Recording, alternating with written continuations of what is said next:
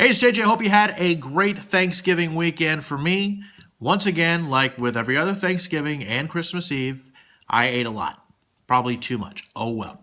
Anyway, this past week was one of my favorite weeks out of the year working at my radio station. It was the annual food drive that a family from Grayson County has done for 19 years in honor of their late father. And we did amazing with the capital A. 6 trucks and an ambulance.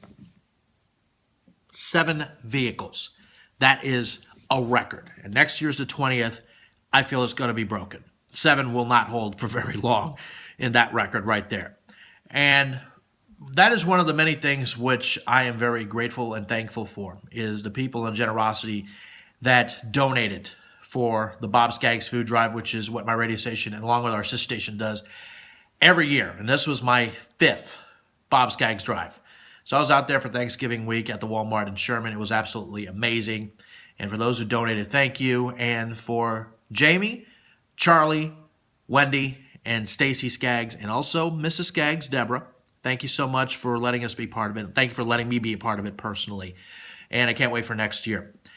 And I will tell you this, that seeing this Bob Skaggs Food Drive, seeing what it does for those who unfortunately don't have a lot for the holiday season, makes me realize how lucky and grateful that I am. I found this out that 1 in 5 people in Grayson County, which is the county north of where I live, uses the food pantry because they don't have a lot. That's 1 in 5 is 1 in 5 too many. And unfortunately, the circumstances kind of dictates that. And thank goodness for the food pantry and those people that need the help, because, they wouldn't have enough of it or wouldn't have anything in their pantry right now if it wasn't for them. Also thankful for what I have. You think you have problems in this world. You think everything is going downhill in a handbasket. Could be worse. You could be needing the food pantry just to stock your own shelves because you don't have enough money to afford to get food. And if you think your life is really bad now, I will tell you this story on Thanksgiving. Went with a friend of mine to one of her relatives' houses and something like that. That shows you how much I'm great with grammar. Anyway, I met a guy by the name of James. And James, I thought, was maybe 9 or 10 years old. He was actually 13.